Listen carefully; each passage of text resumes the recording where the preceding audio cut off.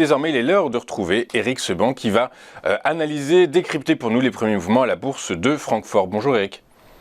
Bonjour. Bonjour, merci Eric d'être avec nous ce matin. Vous êtes trader, formateur et coach. Ce matin, la bourse de Francfort a ouvert en hausse, dans le sillage de Wall Street, dans le sillage des marchés asiatiques et notamment du Nikkei. Le rebond vers les 16 250 points semble être un scénario que vous privilégiez, et ce d'autant plus que les grands indices européens pourraient être mis à mal par le secteur des semi-conducteurs qui, comme on vient de voir, pourraient être pénalisés par le regain de tensions dans la guerre technologique, guerre froide technologique entre la Chine et les États-Unis. Le DAX, 30 valeurs, très peu d'exposition au secteur de la tech et des semi-conducteurs. Du coup, les 16 250 points, c'est vraiment atteignable à très court terme?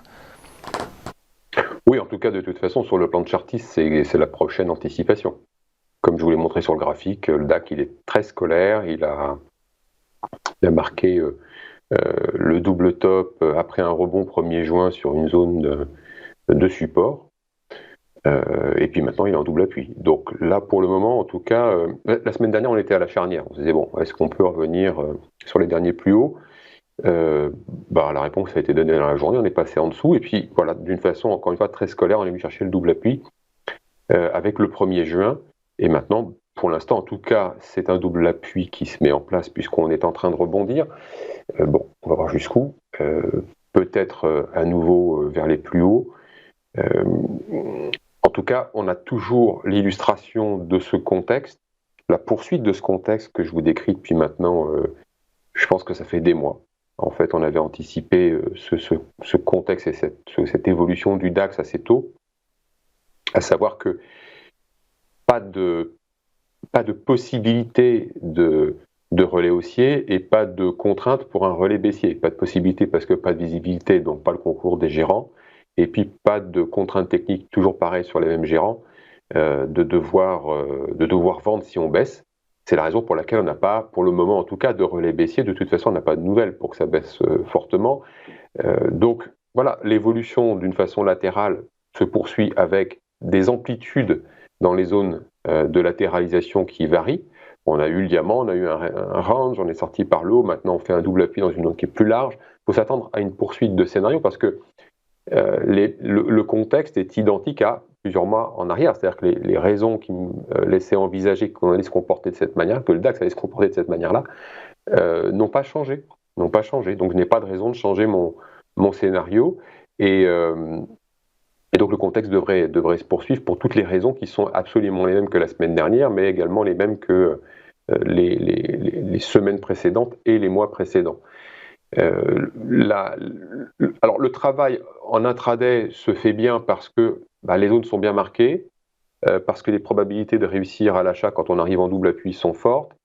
Il y a de l'amplitude, donc de ce point de vue-là, ça se passe assez bien. Mais c'est vrai que c'est pas très facile de travailler des marchés comme cela quand on n'a pas d'expérience, parce qu'en effet, on perd tout repère directionnel, il n'y en a pas. Et le repère directionnel, on peut imaginer l'avoir retrouvé sur quelques jours, et puis on s'aperçoit que finalement il disparaît, parce que si on dézoome et qu'on regarde par exemple la situation que je vous ai mis en avant sur le graphique, on s'aperçoit qu'en effet, c'est toujours pas directionnel, mais c'est juste qu'il faut prendre du recul pour s'en apercevoir. Donc c'est très perturbant pour les personnes qui ne savent pas trop observer et lire les graphiques. Et c'est assez dommage aussi parce qu'en définitive, il y a beaucoup de choses à jouer en ce moment. Justement, les figures chartistes sur des termes autres que l'intraday, c'est-à-dire sur plusieurs jours, en tout cas plusieurs même semaines, à base d'options, par exemple, les achats d'options, ça marche super bien. C'est à partir du moment où vous achetez des puts sur le double top, parce que vous voyez bien devant le graphique la probabilité d'un double top. Non seulement elle est facilement identifiable dans le graphique, mais en plus, comme je vous disais, le contexte n'est pas favorable pour une poursuite de la hausse, alors vous pouvez en effet travailler des scénarios baissiers quand on arrive en double top. Je vous disais que je ne le faisais pas il y a 2 semaines. En intraday, c'est sûr que je ne vais pas le faire parce que ce n'est pas adapté sur les contrats futurs. Mais avec des options, c'est beaucoup plus facile. De la même façon, quand on arrive en double appui, acheter des puts en haut, on achète des calls en bas. C'est aussi quelque chose de très très simple à faire parce qu'avec les options, vous avez le temps. Donc ça vous permet la réalisation du scénario et en plus, vous avez une rémunération du risque-prix qui est très importante. Donc ce sont des scénarios qui sont très rentables. Donc À côté de l'intraday, on peut travailler avec les options, ou on peut juste travailler avec les options si on peut faire un travail. Mais la situation qui paraît perturbée ou perturbante ne l'est pas tant que ça si on prend du recul. C'est très scolaire ce qui se passe en ce moment, et on a tout pour que ça perdure parce qu'il n'y a pas grand-chose d'autre en fait. Si vous voulez, les opérateurs, ils cherchent des idées. Actuellement, c'est ça qui se passe. Et la spéculation, elle essaie de tirer la couverture comme elle peut en fonction des situations. Et donc, on a un résultat qui est celui qu'on constate là, mais qui n'est pas très étonnant. Ok, très clair. Alors, je vais revenir sur une chose que j'ai dit. Je le dis que le DAX était 30 valeurs. Alors, c'est 40 valeurs depuis déjà un peu plus longtemps que quelques mois. Du coup, je vous prie de m'excuser. Ce matin, Eric, ce matin est tombée la confiance des consommateurs en Allemagne qui est ressortie toujours très négative, moins 25,4%, quand le consensus l'attendait à moins 23%. Aucun impact, le CAC 40 le DAX 40 est toujours dans le vert.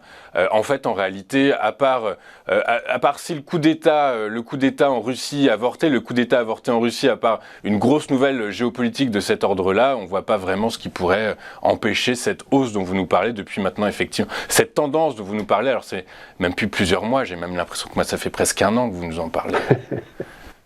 Oui, non mais c'est ça, en fait, il n'y a rien qui peut perturber parce que tout le monde a conscience, enfin je parle des gros opérateurs, ils ont tous conscience du contexte dans lequel les marchés évoluent. Alors si on prend le DAX en particulier, voilà, on a un graphique qui est celui du DAX et donc avec une interprétation de l'évolution des prix qui est propre au DAX, mais on va retrouver la même chose un peu ailleurs, pas forcément exactement le même comportement, mais la situation, quand on dézoome, la situation d'ensemble reste la même. C'est ça que il faut en effet comprendre et que vous soulignez à l'instant, c'est-à-dire que rien ne peut vraiment perturber sur le fond les marchés parce que la situation d'ensemble elle est figée.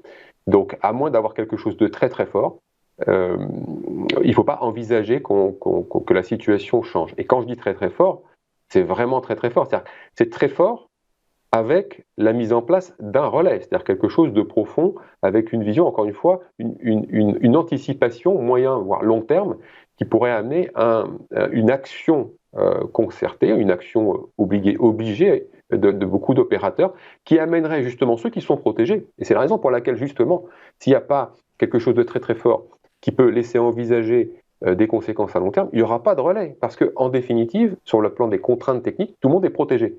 Donc, à moins de quelque chose de vraiment très fort, avec une visibilité long terme, il n'y a pas de raison que ça bouge. Ouais, alors, c'est pas grave, parce que en effet, on a le DAX, évidemment, depuis octobre, ça monte, mais on voit bien de comment la hausse s'est construite, et personne n'est dupe, et donc on voit plutôt aujourd'hui une absence de carburant pour aller plus haut, ce qui est logique, une absence de carburant pour aller bas, ce qui est logique aussi, donc un déplacement horizontal qui parfois ressemble à une tendance haussière, une tendance baissière, mais encore une fois, il faut prendre du recul.